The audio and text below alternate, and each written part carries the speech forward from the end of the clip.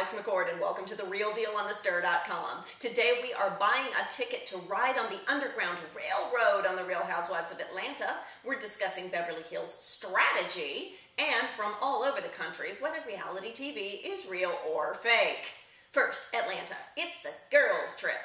Let's break down these Housewives girls' trips. Why do they happen? What are the elements? Okay, first, the reason these trips exist is to get cast members away from their families, their regular jobs, and their regular lives, get them around 24/7 available to the producers with no means of escape from the other ladies. Get all that together and let the meddling begin. Now, getting there is half the fun. It's always preferable to have a family van or a party bus or a big vehicle so you can get all the cast, all the crew, and all the equipment into one car. Then you have the added bonus of making the trip really long, really uncomfortable, so people get really annoyed. Plus, you don't have to get permission from airlines, airports, or other people that walk into the shot for filming. Drivers will almost always take the longest route possible, and sometimes they might even miss exits on purpose or drive the wrong way on purpose. I'm thinking of Scary Island. I'm thinking of Simon and ruining the effing surprise with driver meddling. Now, once you arrive where you're going, it's always a mad dash to get a good bedroom. Normally, real women wouldn't do this, but housewives have been conditioned to racing for accommodations because guess what? The last one in will wind up sleeping in a closet, on the roof, in a room with no hangers. You name it. This is where the housewives trips become like the Hunger Games. Those bedrooms are the cornucopia. When I saw Candy sneaking up the stairs in Savannah, I knew what she was doing. My only question is why the other ladies pretended they didn't know what she was doing. Come on. Every good housewife knows that the winner of the master bedroom, if it's not the hostess, she might get the best bedroom, but she'll be subjected to ridicule the entire trip. Now, another key element of a housewife's trip is forced togetherness and activities. And usually the girls play along with this because, after all, that's what you're there for. This week in Savannah, we saw the ladies tour the city and discuss the Underground Railroad, and I died. So when Cynthia was schooling Monique about how to read people, she didn't talk about how the editors can read a cast member because they've been so stupid. I don't know about you, but Portia has been getting on my last nerve with her whining, her crying, her princess ways. It makes me want to pull her weave out. Well, she gave the editors and the cast members a gift from baby Jesus when she implied that she thought the Underground Railroad was an actual railroad. I don't know if she actually thought that or not. That's how it came across. And for a woman who shouts so loudly about how her ancestors fought for civil rights, she should know that the Underground Railroad is not the subway. It's not Amtrak. There are no first-class cabins with free Wi-Fi. Sheesh! But speaking of Monique with a Y, do we have a new housewife on our hands? Or is she a friend of the housewives? It was kind of hilarious to see that Monique's husband, Chuck, had dated both Phaedra and Candy in the past. Now, I'm guessing that none of the involved parties had given a thought to these previous relationships for 20 years, because that's how long ago they happened.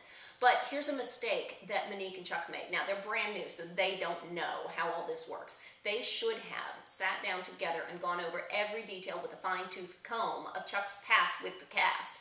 Because they did not do that, Monique was caught with her pants down. I think there is probably a lot of Monday morning quarterbacking going on in the Smith household this week. Now, do you like Monique? Should she stay or go? While you ponder that, let's move on to Beverly Hills. Let's talk strategy. And I don't mean a spell that Carlton is casting on the squirrels.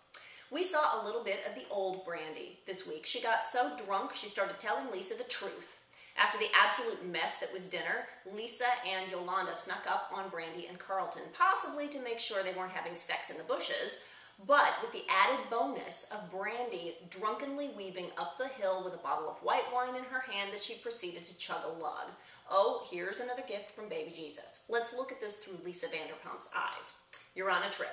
You need to create drama without the girls and the cameras realizing that you're the one creating the drama, so you are constantly on the lookout for anything you can use. Drunk Brandy had a bottle in her hand. Boom! Lisa can use that. She can take the bottle away. That'll definitely make the final cut of the show. Now, Brandy might be falling down drunk, but she's not stupid. and she realizes it's happening.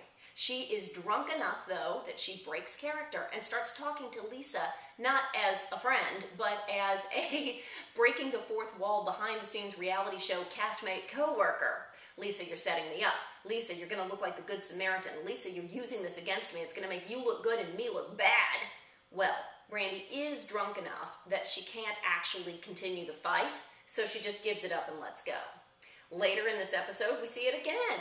Lisa shut the door on Kim in the bathroom. Now, granted, we weren't exactly sure what Kim was doing. She was about to take her clothes off on camera. Between that and praying to the trash, she was a little unhinged this week. So it's not clear whether Lisa closing the door was genuinely trying to keep her from being naked on camera, or whether she was deliberately shutting Kim out of the scene. Either way, Kim perceived it as Lisa shutting her out of the scene. So she came barreling out of the bathroom, ordered Lisa out of the room. Kyle had a reaction, so you can see how something set up or perceived can provoke an honest reaction and therefore drive the storyline. That brings up gossip on real versus fake from around the country. Simon Barney, ex-husband of Orange County housewife Tamara, released documents in court this week in an effort to keep their daughters off the show.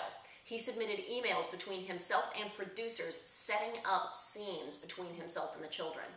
Also this week, The Hills castmate Kristin Cavallari broke her silence about all the fake fights and fake relationships she had to put up with during her reality TV career. She discussed producer setups, people texting her under the table telling her what to say and do. Now, the answer to the question, is it real or fake, is sometimes difficult because it changes so quickly. The best answer is it's manipulated. Sometimes producers can set up a scene that would never happen in real life, and the cast members don't know it's going to happen and have honest reactions. Example from my life, New York Season 1, Girls' Night Out. For those who don't remember, I took my husband Simon to a girls' night. Oops. In real life, Simon had been scheduled to attend that dinner for weeks. Hours before the dinner, producers called me saying, "We're adding a wrinkle to tonight. Jill's going to call you. She's going to invite you to a girls' night. You're going to ask if you can bring Simon, and she'll say yes. Then, full speed ahead as planned." Well, when I showed up to the dinner with Simon, Ramona blew a gasket. She wasn't told about any of it in advance, and she reacted honestly to a guy being in the middle of girls' night. Another way producers can manipulate that Kristin Cavallari touched on is reenacting a moment that already happened, a do-over. Sometimes these do-overs just go back to catch something significant that happened when the cameras weren't filming and didn't catch it, but sometimes they can rewrite history. What am I thinking of? I'm thinking of Bethany Frankel's engagement. In real life, she broke the news to me in a loud bar in a dark hallway. We were told the audio was no good, and since we have to do it over, why not do it at home? Let's have lunch, make a salad, jump up and down screaming like 7-year-olds. It made for much better reality TV. It made us look good and made Jill look even worse than she was making herself. Now, we could tell these stories for an entire year and not be done, so let's put that aside for just a moment. Finally, there's another case of reality bites this week with Duck Dynasty's Phil Robertson. If you've been hiding behind a duck blind the past few days, A&E suspended Phil over homophobic, horrible comments he made in a GQ magazine interview. I won't repeat his bigoted words, but the guy crossed the line. Now, real-world overachievers might say their job is their life, but in reality TV, it's the opposite. Your life is your job. You're encouraged to offend your castmates, but when you break out of that and start offending all your viewers, that's bad business, and you can lose your job, even if it is your life. Let me know what you thought in the comments. For now, I'm Alex McCord. You're watching The Real Deal on thestir.com. Happy holidays!